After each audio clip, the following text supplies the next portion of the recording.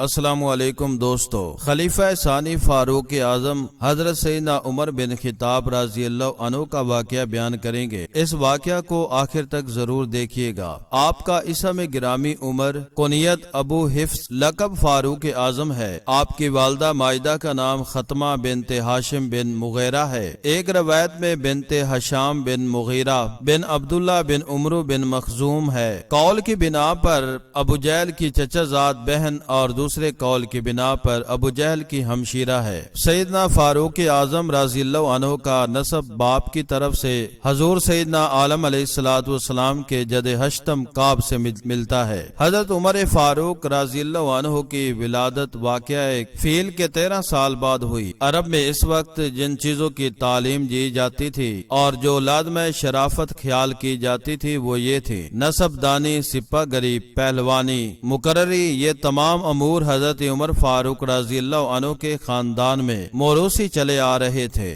اور حضرت عمر رضی اللہ عنہ کو ان تمام امور میں اعلی مقام حاصل تھا۔ ان تمام مذکورہ آبائی مشاغل سے ظاہر ہے کہ حضرت عمر رضی اللہ عنہ نے اکثر جوانی و بچپن انہی امور میں گزارا جس میدان میں حضرت عمر رضی اللہ عنہ یہ کام سر انجام دیتے تھے۔ اس وادی کا نام زجدان تھا جو مکہ معظمہ کے قریب قدید سے 10 میل کے فاصلہ پر۔ خلافت کے زمانہ میں ایک مرتبہ آپ کا اس جگہ گزر ہوا تو آپ دیدہ ہو کر فرمایا: اللہ اکبر! ایک زمانہ وہ تھا کہ نمدے کا کرتا پہن کر اونٹ چرایا کرتا تھا اور تھک کر بیٹھتا تو والد خطاب سے جھڑک لیتا تھا۔ آج یہ دن ہے کہ اللہ کے سوا مجھ پر کوئی حاکم نہیں۔ احادیث صحیحہ میں موجود ہے کہ حضور اقدس صلی اللہ علیہ وآلہ وسلم نے بارگاہ خداوندی میں دعا فرمائی تھی کہ مجھے ابو جہل ابن ہشام یا عمر ابن خطاب دونوں میں ایک شخص عطا فرما۔ چنانچہ عبداللہ ابن عمر سے ترمذی میں یہ حدیث مروی ہے: اے میرے اللہ، تو سلام کو عزت و قوت دے ان دو شخصوں میں سے جن کو تو پسند کرے، ابو جہل یا عمر بن خطاب۔ مذکورہ پہلی روایت کے مطابق ثابت ہوتا ہے کہ حضور اکرم صلی اللہ علیہ وآلہ وسلم نے بارگاہ الہی میں عرض کیا کہ عمر بن خطاب رضی اللہ عنہ اور ابو جہل بن ہشام میں سے جو تجھے پیارا اور پسندیدہ ہے اس کے ساتھ اسلام کو قوت بخش دے۔ اس سے بھی حضرت عمر رضی اللہ عنہ کی یہی خصوصیت ثابت ہے، اس لیے اللہ کو حضرت عمر رضی اللہ عنہ ہی پیارے تھے، لہذا آپ کے ذریعے اسلام کو اعلیٰ عزت و قوت حاصل ہوئی۔ دوسری روایت سے ثابت ہوتا ہے کہ حضور اکرم صلی اللہ علیہ وسلم نے یہ دعا صرف حضرت عمر رضی اللہ عنہ کے ہی حق میں فرمائی تھی۔ حضرت عمر بن خطاب رضی اللہ عنہ کے مشرف با اسلام ہونے کے متعلق علامہ عبد الرحمن صفوری واقعہ یوں نقل فرماتے ہیں: نبی کریم صلی اللہ علیہ وسلم کے بارے میں قریشی عدو نے مشورہ کیا کہ تم میں کون ہے جو کہ محمد صلی اللہ علیہ وآلہ وسلم کو قتل کر ڈالے؟ تو حضرت عمر رضی اللہ عنہ اٹھے اور کہا: میں ان کو قتل کر دیتا ہوں۔ اجلاس والے کہنے لگے: بالکل درست ہے۔ پس حضرت عمر رضی اللہ عنہ تلوار لے کر گھوڑے پر سوار ہو کر وہاں پہنچے جہاں حضرت حمزہ رضی اللہ عنہ اصحاب بما نبی کریم صلی اللہ علیہ وسلم اصل صفا میں موجود تھے۔ جب حضرت عمر رضی اللہ عنہ آگے جانے لگے تو حضرت سعد بن ابی وقاص زہری رضی اللہ عنہ ملے۔ کہنے لگے: اے عمر، کس طرف جا رہے ہو؟ کہا: میں محمد صلی اللہ علیہ وآلہ وسلم کو قتل کرنے کا ارادہ رکھتا ہوں۔ سعد نے کہا: تم اس کام کو معمولی سمجھتے ہو؟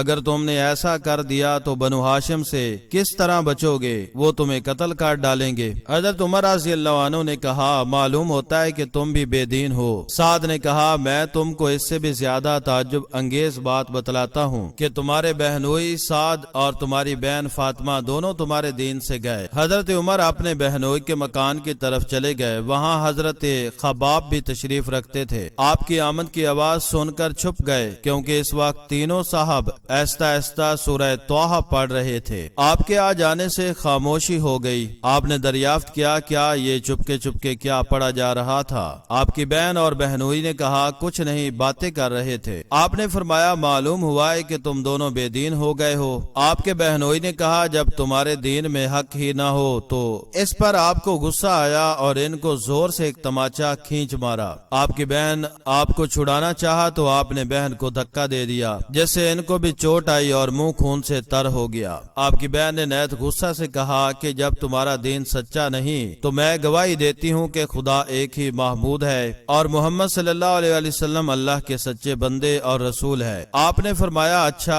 مجھے وہ کتاب دو جو تمہارے پاس ہے تاکہ میں اسے پڑھوں۔ آپ کی بہن نے کہا تم نجس ہو، اس مقدس کتاب کو پاک ہی لوگ چھو سکتے ہیں، اٹھو غسل کرو اور وضو کرو۔ آپ نے وضو کیا اور کتاب لے کر پڑھی۔ اس میں سورہ طٰہٰ لکھی ہوئی تھی۔ آپ نے طٰہٰ سے پڑھنا شروع کیا۔ جب اس آیت پر پہنچے اننی آن اللہ لا الہ الا انا فاعبدنی واقم الصلاۃ لذکری، تو آپ نے فرمایا مجھے محمد صلی اللہ علیہ وسلم کے پاس لے چلو۔ جس وقت حضرت خباب نے یہ سنا آپ باہر آئے اور فرمایا اے عمر تم کو بشارت دیتا ہوں کہ جمعرات کی شب کو ہمارے آقا و مولا سرکار دو عالم صلی اللہ علیہ وسلم نے جو دعا فرمائی تھی اے الہ العالمین عمر رضی اللہ عنہ کے ساتھ اسلام کو عزت قوت غلبہ دے، وہ قبول ہو گئی اور اس کا اثر یہی ہے۔ پس حضرت خباب کے ہمراہ حضرت عمر رضی اللہ عنہ بارگاہ رسالت مآب علیہ الصلوۃ والسلام میں حاضر ہوئے۔ اس وقت نبی کریم صلی اللہ علیہ وسلم جس مکان میں تشریف فرما تھے اس کے دروازے پر حضرت حمزہ رضی اللہ عنہ نے انہیں دیکھ کر کہا عمر آ رہے ہیں، اگر اللہ ان کے ساتھ نیکی کا ارادہ رکھتا ہے تو میرے ہاتھ سے بچ جائیں گے، ورنہ ان کا قتل کرنا میرے لیے آسان ہے۔ اسی اسنا میں نبی کریم صلی اللہ علیہ وسلم پر تمام حالات منکشف ہو چکے تھے۔ حضور علیہ الصلوۃ والسلام مکان سے باہر تشریف لائے اور عمر کا دامن اور تلوار پکڑ کر فرمایا اے عمر رضی اللہ عنہ یہ فسادات ولید بن مغیرہ حشر تک باقی رہیں گے۔ آپ نے عرض کیا حضور بے شک میں گواہی دیتا ہوں اور ایمان لاتا ہوں کہ اللہ ایک ہے اور بے شک آپ اللہ کے بندے اور سچے رسول ہیں۔ اسلام لانے کے بعد حضرت عمر نے دریافت کیا کہ رسول اللہ صلی اللہ علیہ وسلم کیا ہم حق پر نہیں؟ آپ نے جواب دیا کیوں نہیں، ہم ضرور حق پر ہیں۔ میں نے عرض کیا تو آپ کیوں اخفا ہیں، یعنی اسلام میں خفیہ کیوں ہے؟ پس ہم دو صفیں بنا کر نکلے، ایک صف میں اور دوسری صف میں حمزہ رضی اللہ عنہ تھا۔ قریش نے مجھے اور حمزہ کو دیکھا، اس پر قریش کو بہت صدمہ اور رنج پہنچا اور کہنے لگے آج مسلمانوں نے سب بدلہ ہم سے لے لیا۔ ہم مسجد حرام میں داخل ہوئے اور کعبہ کا طواف کیا۔ اسی دن حضور علیہ الصلوۃ والسلام نے میرا نام فاروق رکھ دیا کیونکہ اسلام ظاہر ہو گیا اور حق و باطل میں فرق ہو گیا۔ جب حضرت عمر رضی اللہ عنہ نے اسلام قبول کیا تو جبریل علیہ الصلوۃ والسلام آئے اور عرض کرنے لگے یا محمد صلی اللہ علیہ وسلم آسمان والے حضرت عمر کے اسلام لانے پر آپ کو مبارکباد دیتے ہیں۔ جب حضرت عمر رضی اللہ عنہ نے اسلام قبول کیا تو مشرکین نے کہا آج مسلمانوں نے ہم سے سارا بدلہ لے لیا ہے۔ اللہ تعالیٰ نے حضرت عمر رضی اللہ عنہ کے حق میں یہ آیت نازل فرمائی اے میرے نبی آپ کے لیے اللہ کافی ہے اور ایمان والے، یعنی ایمان والے سے مراد بالخصوص حضرت عمر رضی اللہ عنہ ہیں۔ ابن مسعود رضی اللہ عنہ فرماتے ہیں کہ جب سے حضرت عمر رضی اللہ عنہ اسلام لائے اسلام کو دن بدن چاند لگتے گئے۔ بخاری و مسلم میں حضرت ابو ہریرہ رضی اللہ عنہ سے روایت ہے کہ رسول اللہ صلی اللہ علیہ وآلہ وسلم فرماتے ہیں میں نے خواب میں جنت کو دیکھا کہ اس میں ایک عورت محل کی طرف بیٹھی ہوئی وضو کر رہی تھی۔ میں نے پوچھا یہ محل کس کا ہے؟ فرشتوں نے جواب دیا کہ عمر رضی اللہ عنہ کا ہے۔ پھر آپ نے فرمایا اے عمر میں نے تیری غیرت یاد کر کے قصر میں قدم نہ رکھا اور لوٹ آیا۔ اس پر حضرت عمر رضی اللہ عنہ رو پڑے اور عرض کیا یا رسول اللہ صلی اللہ علیہ وسلم میں آپ پر غیرت کروں گا۔ ایک اور جگہ آپ صلی اللہ علیہ وآلہ وسلم فرماتے ہیں میں نے دیکھا کہ لوگ میرے سامنے لائے جا رہے ہیں، سب نے کرتے پہنے ہوئے ہیں جن میں بعض کے کرتے سینے تک پہنچتے ہیں اور بعض اس کے نیچے۔ عمر بن خطاب کو لایا گیا تو اتنا لمبا کرتا پہنے ہوئے تھے کہ زمین پر گھستا جاتا ہے۔ لوگوں نے دریافت کیا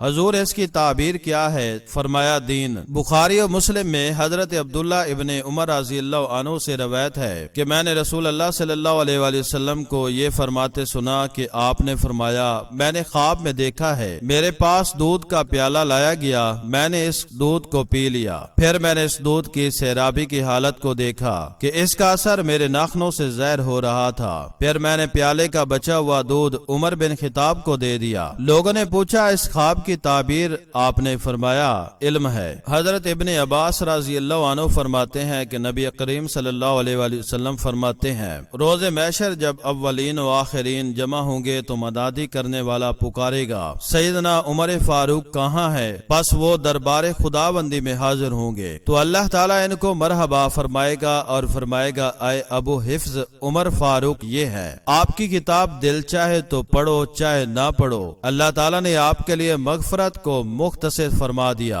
اور اسلام یہ کہے گا اے باری تعالیٰ یہ ابو حفظ وہ ہیں جنہوں نے دنیا میں میری عزت تو دوبالا کی، پس ان کو عزت دے آج قیامت کے دن۔ پس پھر ایک نوری ناکہ حاضر کی جائے گی اور اس پر آپ کو سوار کیا جائے گا، پھر انہیں دوہلے پہنائے جائیں گے۔ اگر ان میں سے ایک کو کھولا جائے تو سارے مخلوق کو ڈھانپ لے، پھر 70,000 ملائکہ چلیں گے اس نوری سواری کے آگے پیچھے، اور یہ منادی کریں گے اے اہل محشر یہ عمر ابن خطاب ہیں جس نے اسلام کو عزت دی۔ حضرت عمر رضی اللہ عنہ لمبے قد کے تھے اور نہایت ہی اعلیٰ جسم تھے، نہایت ہی سفید رنگ کے تھے، گورے رنگ میں سرخی بہت زیادہ دمک رہی تھی، رخسار اقدس اندر کو تھے اور چہرہ بہت ہی سرخ رنگ کا تھا۔ وقت غضب آپ کی آنکھیں سخت سرخ ہو جایا کرتی تھی۔ حضرت عمر فاروق اعظم رضی اللہ عنہ نے جب ایران فتح کیا اور اسلام کا علم بلند کیا تو مال غنیمت میں شاہ یزد گرد کی بیٹی حضرت عمر فاروق کے پاس آئی جن کا نام شہر بانو تھا، تو سیدنا عمر فاروق نے سیدنا امام حسین رضی اللہ عنہ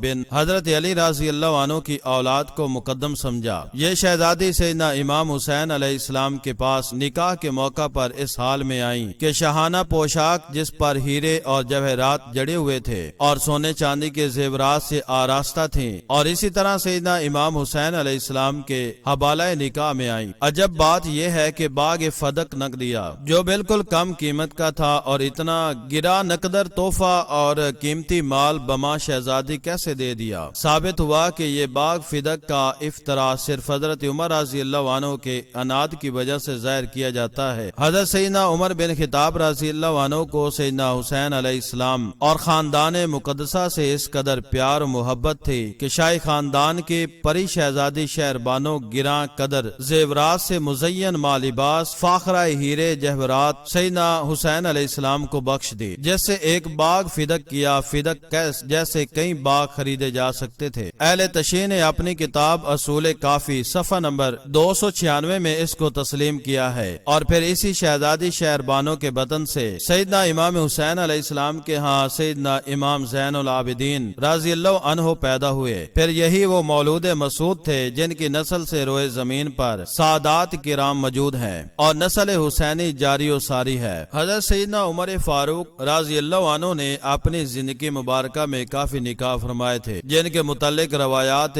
معتبرہ شاہد ہیں کہ آپ کی کل ازواج کی تعداد مختلف اوقات میں 9 تھی، یعنی کہ آپ کی 9 بیویاں تھیں جن کے نام ہم بتائیں گے۔ حضرت زینب بنت عثمان بن مظعون رضی اللہ عنہ، حضرت ام کلثوم بنت علی المرتضی کرم اللہ وجہہ، عاتقہ بنت زید رضی اللہ عنہ، ام حکیم بنت حارث، فقیہ لہیہ، ام ولد قریبہ بن امی امیہ، ملیکہ بنت جرد الخزائی۔ کل 9 ازواج میں سے آپ نے قریبہ اور دوسری ملیکہ کو اسلام لا لانے کی وجہ سے طلاق دے دی۔ ثابت ہوا کہ آپ کی کل 7 بیویاں تھیں، کیونکہ 2 کو آپ نے طلاق دے کر حقوق زوجیت سے خارج کر دیا تھا۔ آپ کی کل اولاد 13 تھیں، جن میں سے آپ کے 9 بیٹے اور 4 بیٹیاں تھیں۔ بیٹوں کے نام درج ذیل ہیں: عبداللہ، عبد الرحمن الاکبر، زید الاکبر، عاصم، ایاز، زہد الاصغر، عبد الرحمن الاصغر، عبد الرحمن اوس، اور بیٹیوں کے نام یوں ہیں: حفظہ، رقیہ،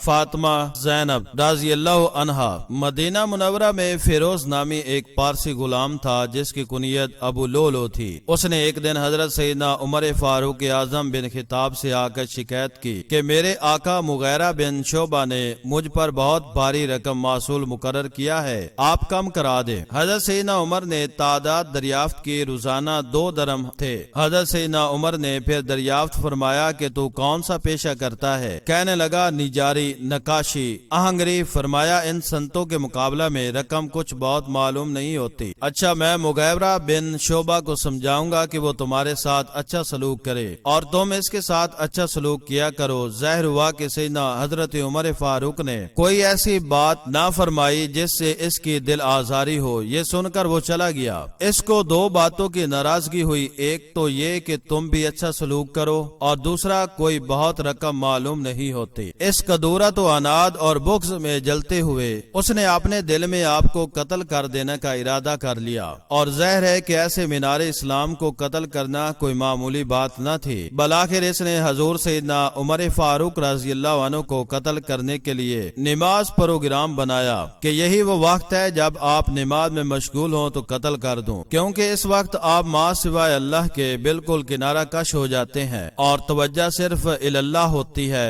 ایسی حالت میں قتل کرنا میرے لیے آسان ہے، اور نیز باقی تمام رقصہ اصحاب بھی آپ کے پیچھے نماز میں محو ہوں گے۔ چنانچہ دوسرے روز ملعون خنجر لے کر فجر کی نماز کے وقت مسجد میں آ گیا اور محراب کی اوٹ میں چھپ گیا۔ جب صفیں درست ہو گئی اور نماز فجر کی جماعت تیار تھی تو حسب عادت مبارکہ کے سیدنا عمر فاروق رضی اللہ عنہ تشریف لے آئے اور امامت کے لیے آگے بڑھے۔ جو ہی آپ نے تکبیر فرما کر نماز شروع کر دی، گویا اللہ کے پیارے اس کے حضور دل و جان اور نہایت خشوع و خضوع سے کھڑے ہو گئے اور اللہ کے ساتھ لو لگا لی اور قرآن کی تلاوت شروع فرما دی۔ ملعون فیروز نے فوراً ہی موقع پا کر نکل کر آپ پر تیز دار خنجر زہر آلود کے 6 وار کیے، جو کوکھ مبارک 2 کندھے کے قریب اور 2 ناف کے قریب آفتاب اسلام کے جسم انور سے خون کے فوارے پھوٹ پڑے اور زخموں سے چور ہو گئے۔ ایسی حالت بے قراری میں پھر بھی توجہ اللہ کا یہ عالم تھا کہ فوراً پیچھے کھڑے اصحاب میں سے حضرت عبد الرحمن بن عوف کا ہاتھ پکڑ کر اپنی جگہ کھڑا کر دیا